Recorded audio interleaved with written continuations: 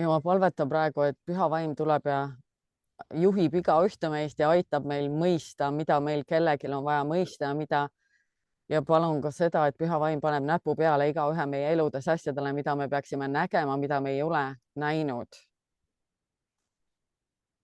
Nii et nendest salmidest me järeldame, et meil on keha, meil on hing, meil on vaim ja meil on ka süda ja Jumal eristab hinge ja vaimu ja ka südant.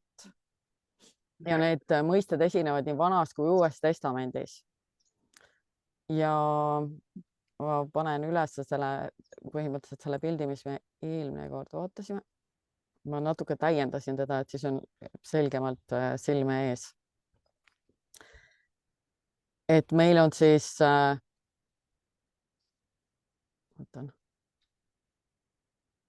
hing ehk siis teadlik meel, mille alla käivad siis tahe, emotsioonid ja intellekt. Ja see osa meist hakkab eksisteerima siis eostamise hetkest alates. Süda on siis alateadlik meel, mis kattub osaliselt vaimuga ja osaliselt hingega, kuid on samas täiesti eraldiseisev osa inimesest. Ja siin asub ka inimese intuitsioon ja tema uskumuste süsteem. Et nii nagu inimene oma südames ütleb, selline ta on. Ja siin on ka inimese tervikust eraldunud osad ehk need katkised hingeosad asuvad ka enamjaolt südames. Ja siis vaim, mida Daniel Duval nimetab, kas ta on teadvuseta meel, kuna enamik ei kasuta oma vaimu, või siis üliteadlik meel nende puhul, kes arendavad oma vaimu ja treenivad oma vaimu. Ja tema toob välja sellega, et inimese vaimul on samuti mõistus, tahe, emotsioonid ja intellekt.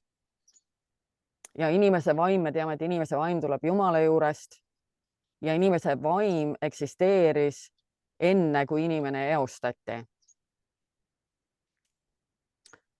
Ja Jesaja, Jesaja kirja koha. Põhimõtteliselt me teame kõik, et Jeesus Kristus tuli selleks, et avada pimedate silmi, nagu ta ütleb Jesaja 61:1. Ja ta tuli avama just meie vaimusilmi, sest ilma inimvaimuta me näeksime ainult oma füüsiliste silmadega ja tõlgendaksime kõike end ümbritsevat oma piiratud inimmõistuse abil. Ja kahjuks Daniel Duval nagu eriliselt rõhutab seda, et see on väga suures osas koguduses ikka nii, et me ei luba pühal vaimul oma vaimu kaudu liikuda. Et kui miski väljub meie inimmõistuse arusaamise piiridest, siis paneme sellele sageli kiiresti kaane peale ja sellega ütleme tegelikult oma vaimule, et sina ole vait, minu hing ei saa nendest asjadest aru ja minu hing ütleb, kuidas asjad käivad, kõik punkt. Ja see inimene jääbki piiratuks või vaimsesse vangistusse. Aga Jeesus tuli selleks, et tervendada murtud südameid. Ja inimese süda ehk alateadvus kattub siis osaliselt hingega, osaliselt vaimuga. Ja veel kord, süda on see koht, kus asub meie uskumuste süsteem ja kus asuvad ka meist eraldunud osad. Ja piibel kõneleb väga palju sellest, kuidas vaenlane jälitab me hinge ja me hing on tükkideks rebitud. Nagu siingi Taavet hüüab laulus 35, salmid 7 ja 17, sest nad on mulle pannud salajasse oma võrgu, põhjuseta on nad mu hingele kaevanud augu. Isand, kui kaua sa vaatad seda, too välja mu hing nende möllamisest, mu ainuke noorte lõukoerte käest. Ja Hiobi 19:2, kui kaua sa piinad mu hinge ja murrad mind sõnadega tükkideks. Laul 7:3, et vaenlane ei rebiks mu hinge nagu lõvi ega murraks ilma, et oleks päästjat. Ja neid kirjakohti on muidugi väga palju piiblis. Kuidas saab siis inimese hing puruneda? Ta saab puruneda näiteks trauma tagajärjel. Et kui inimesega juhtub mingi trauma, selle tulemusena eraldub killukene selle inimese hingest ning jääb kinni sellesse hetkesse ja ta ei liigu sealt edasi.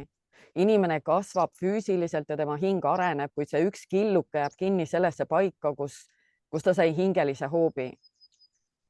Et kui näiteks kedagi koolis pidevalt kiusatakse või näiteks, kui tema vanemad jätkuvalt riidlevad temaga ja ütlevad talle sõnu, mis teda katki kisuvad, siis igatahes inimese hing, osa inimese hingest jääb sinna kinni, kus see trauma temaga sündis. Ja inimene võib olla juba täiskasvanu ja teada oma mõistuses, et ta on täiskasvanu. Kuid kui keegi tuleb selle inimese juurde, näiteks tema tööpaigas ja ütleb talle, kui viletsalt ta oma tööd teeb, siis tõuseb selle inimese seest esile jällegi see laps, kes aastaid või aastakümneid tagasi sai koolis või oma vanemate poolt haavatud ja ta reageerib selle lapse tasandil. See inimene saab oma mõistusega aru, et ta reageerib ebasobivalt, kuid see reaktsioon lihtsalt kerkib temast esile ja ta läheb närvi ja ta võib hakata karjuma oma töökaaslase peale või siis tal on tahtmine end ära peita ja muuta ennast näiteks nii tillukeseks kui võimalik, et keegi teda tähele ei paneks. Või siis ta võib haarata pudeli järele või läheb, ostab endale hunniku jäätist, et selle aseme, et sellega nii-öelda oma emotsioone lohutada. Ja iga uus trauma purustab jällegi killukese inimese hingest ja see kild jääb sinna paika kinni. Ja iga kord, kui mingi väline ärritaja vajutab seda valusat nuppu tema hinges, tõuseb temast üles see oma reaktsioon, mis sel hetkel, kui see esmane trauma talle tekitati. Ja selliselt kisubki hingevaenlane me hingetükkideks ja need katkised tükivad jäävad meie sisse ja nad vajuvad meie südamesse ning kujundavad südames meie uskumuste süsteemi.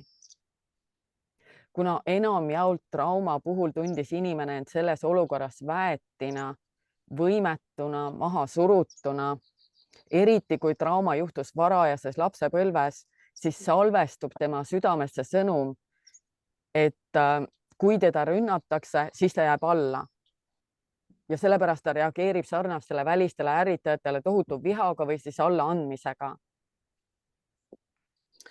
Ja üks mõte, mis nagu Jumal mulle viimasel ajal nagu eriliselt südamest esile tõstab, on just see, et süda on kinnisvara, mida soovib nii Jumal kui kurat.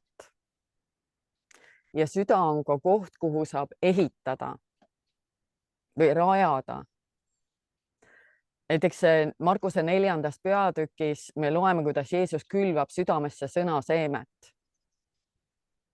Ja me näeme seal ka seda, et osa südameid on valmis sõna vastu võtma ja vilja kandma ja osa südameid ei ole võimelised seda tegema.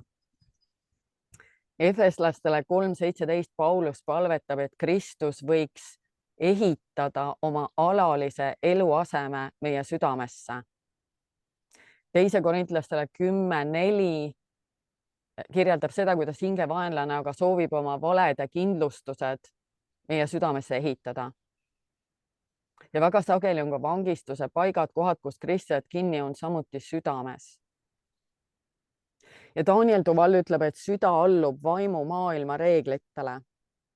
Et need pildid, mida me südames näeme, on vaimumaailma reaalsus. Me võime näha pilte sellest, kuidas me Jeesusega kohtume ja suhtleme.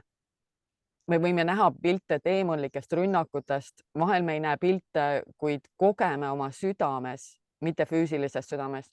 Võime kogeda valu või piina või ahastust või paanikat, hirmu, üksildust, masendust ja nii edasi. Ja need on reaalsed vangistuse paigad vaimumaailmas, kus me katkisi hingeosi siis piinatakse. Ja ta ütleb, et see kõik toimub reaalajas. Ja sageli on ka unenäod peegeldus sellest, mis me südames toimub. Ja me unenägudes võivad olla vastused meie probleemidele ja sellepärast ongi oluline tähele panna, mida me unes näeme. Ja unenäod üles kirjutada ning paluda, et püha vaim aitab meile aru saada, mida miski tähendab. Mõned inimesed näevad pidevalt õudusunenägusid või unes toimuvad ka seksuaalrünnakud. Ja need ei ole vaid unenäod, vaid need on asjad, mis toimuvad reaalajas vaimusfääris. Need on vangistuse paigad. Ja sellepärast on tohutult oluline, me õpime tegema koostööd püha vaimuga. Ja sellepärast ongi ääretult oluline arendada oma inimvaimu. sest Jumal andis meile inimvaimu selleks, et me tuleksime toime kõigega, mis hingevaenlane üritab. Inimvaim on interdimensiooniline, inimvaim ei ole piiratud ei hinge ega ihu poolt. Inimvaim ei ole piiratud ka selle maailma ega meie ajaarvestuse poolt. Meie vaim tuli Jumala juurest. Et põhimõtteliselt, kui me teame, et meie vaim eksisteerib maailma rajamisest alates, siis Jumal on andnud meile tegelikult kõik selleks, et tulla toime hingevaenlase rünnakutega. Ei ole nii, et saatan on meist suurem ja võimsam, kuna ta tunneb inimkonda juba aastatuhandeid ja teab, kuidas meid lõksu tõmmata. See on õpetus, mida mina kuulsin väga palju, kui ma üles kasvasin kristlasena. Aga see ei ole tegelikult niiviisi. Jumal andis meile inimvaimu, kes eksisteerib samuti maailma loomisest alates. Inimvaim on olnud Jumala juures nii kaua, ta teab asju, mida meie piiratud inimmõistus ei tea. Ja sellepärast tulebki hingel alistuda vaimule. Sest see vaim on Jumala juures ja saab ammutada sellist infot, mida meie hing ei tea ja ei saa kuidagi teada. Kui ma kirjutasin oma raamatut Teekond isa südamesse sisemise tervenemise radadel ühes püha vaimuga, siis Jumal andis mulle selle kirjakoha õpetussõnad 20-27, kus on siis ja selle osa, mida eestikeelses piiblis ei ole üldse nagu, kuigi originaaltekstis on see olemas. Et seal on see ingliskeelses piiblis on sõna parts, mis on osad. Aga püha vaim näitas mulle seda ka, et see parts on inglise keeles ju ta ei tähenda mitte ainult osad, aga see tähendab ka rollid. Et põhimõtteliselt rollid, mida me etendame. Et inimese vaim, siis see osa meie isiksusest, mis tuleneb otseselt Jumalast, on isanda lamp, mis uurib läbi kõik tema sisemised osad, sisemised rollid. Ja see on meie inimvaim, kes uurib läbi kõik meie sisemised osad ja rollid. Meie vaim töötab siin ühes püha vaimuga, et leida need haavatud kohad meie sees ja need tervendada. Ja ma kirjutan oma raamatus, et hiljuti lõunatasin ma ühe imelise abielupaari seltskonnas. Ühel hetkel hakkas naine rääkima sellest, kui inetult oli ta päev tagasi oma mehe vastu käitunud. Ta jagas sellest, kuidas neile oli helistanud üks koguduse liige ning oli küsinud, et kas nad võiksid nende juurest läbi tulla. Mees oli andnud selleks loa ilma, et oleks küsinud, kas tema naisele see sobib. Kuna naine oli olnud päevade kaupa inimeste keskel ning igatses oma isiklikku aega ja rahu, siis sai ta väga haavata oma mehe otsusest ja ta vihastas. Mees ei teadnud, kuidas käituda. Tema jaoks oli naise reaktsioon ootamatu ja ebasobiv. Naine aga oli nii vihane, et ta ei soovinud külalistega üldse suhelda ega kohtuda. Järgmisel päeval ärkas naine tohutu süütundega. Ta oli eiranud oma armsaid sõpru. Ta oli tõeliselt vihastanud oma kalli abikaasa peale. See oli olnud niivõrd ebakristlik käitumine, et tal oli häbi enda pärast. Kui ta seda minuga jagas, siis tundsin, kuidas püha vaim mind kõnetas. Jumal nägi olukorda hoopis teisiti kui see armas abielupaar. Nad olid mõlemad haavata saanud, nende mõtetes valitses segadus. Ma tundsin, kuidas püha vaim näitab, et tema ei süüdista naist väära käitumise pärast. Püha vaimu eesmärk oli hoopis näidata naisele haava, mis ikka veel veritses tema südames ning mõjutas tema suhteid. Ma küsisin naiselt, kas sulle meenub olukord sinu lapsepõlvest, mil sa said haavata sarnasel viisil. Naine vastas, et talle tulid koheselt silme ette lapsepõlve olukorrad, mil temaga lihtsalt ei arvestatud. Tema arvamust ei küsitud, ta oli nagu tühi koht. Ta ütles, et tal oli tollal tunne, et temast lihtsalt sõidetakse üle. Seesama tunne tõusis jõuliselt üles eelmisel päeval ja ta reageeris vastavalt sellele mineviku valule. Tal ei olnud sel hetkel mitte mingit võimet selgelt mõelda. Ta solvus ja langes enesehaletsusse. Ta abikaasa ei kavatsenud suugi temaga mitte arvestada, kuid naine oli väsinud ja mehe käitumine viis ta tagasi lapsepõlve. Mineviku haav ei olnud Jumalale üle antud. See haav ikka veel veritses ning nõudis kättemaksu. mineviku viha kerkis naise südamest äkitselt esile ning süüstis välja haavates abikaasat. Ma usun, et meie eludes on sarnaseid kogemusi. Hingevaenlane tuleb ja kasutab need olukorrad koheselt ära, et hakata külvama hukkamõistu. Kui me kuulame kuradi valesid, siis astume automaatselt religiooni sisse ning hakkame end kuradiga ühel meelel süüdistama. See ainult seob meid veelgi suuremasse puntrasse ja me tunneme end vaese patusena, läbikukkujana, saamatuna ja nii edasi, mis ongi süüdistaja eesmärk. Ja see on viis, kuidas mingi osa meie seest esile kerkib ja nõuab tähelepanu. Need osad meie seest ei kao mitte kuhugile. Need osad peavad saama aktsepteeritud, tervendatud. Nad peavad kohtuma Jeesusega ning nad tuleb, nagu Daniel Duval ütleb, nad tuleb integreerida meie isikuga. Vastasel korral plahvatavad need osad meie sees teatud väliste ärritajate esile tulles üha uuesti ja uuesti. Ja sageli puudub nendes reaktsioonides loogika. Üks kõige hullemaid asju, mida me sel juhul teha saame, on hakata vihkama seda osa endast, mis selliselt esile tuleb. Ja väga sageli me teemegi seda. Me teame, kuidas me peaksime reageerima ja me reageerime täpselt vastupidiselt sellele nii-öelda õigele käitumisele. Ja seega me hakkame seda osa endast vihkama. Sageli me arvame, et Jeesus samuti vihkab seda osa meist. Teine äärmus on muidugi see, et meie hing on niivõrd tugev ja kontrolliv, et ta on suuteline selle reaktsiooni enda sees alla suruma ja käituma näiliselt õigesti. Et seega jälle me üritame eirata seda osa enda seest, mis esile kerkib ja me usume, et meil tuleb see reaktsioon jõuga maha suruda, tubli kristlase mask ette panna ja edasi minna. Ja sellisel juhul me võime ennast õnnitleda, et me käitusime kenasti piibellikult. Kuid kui me ei lähe selle haavaga Jumala ette, siis hakkab see haav ikkagi nõudma meie tähelepanu. Ja siis me hakkame nõudma teistelt samasugust käitumist, et kui mina suutsin selle alla suruda, siis tuleb sinul ka alla suruda oma vale käitumine.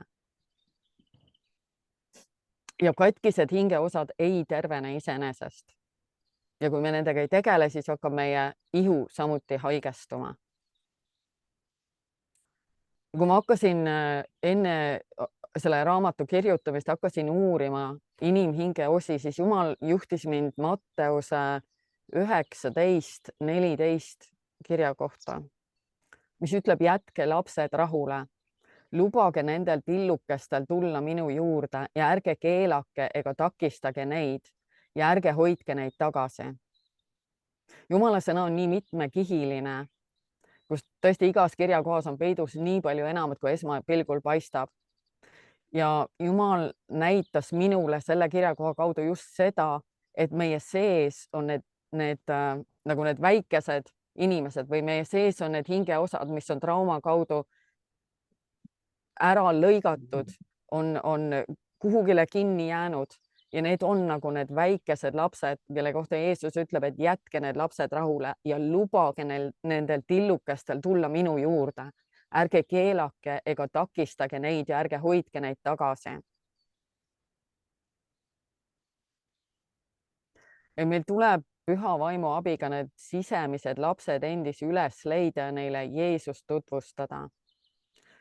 Ja Jeesus ahastab Matteuse 15:8. Need inimesed lähenevad mulle oma sõnadega ja austavad mind oma huultega, kuid nende südamed hoiavad minust eemale ning on minust kaugel. Et mil viisil me siis hoiame oma südamed Jumalast eemale ja oleme seetõttu Jumalast kaugel. Et kuna süda on see paik, kus on kirjas meie uskumuste süsteem, siis südamesse on salvestatud ka traumad ja traumareaktsioonid ehk meie originaalse isiku küljest eraldunud osad, mis asetsevad südames ja mõjutavad jätkuvalt meid edasi.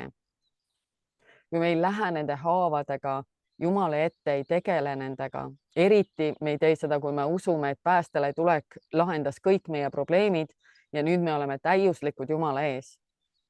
seega ei saa Jumal ka neid traumasid me südamest välja juurida ja me südames ei ole tegelikult kohta Jumala sõnale ega tõele.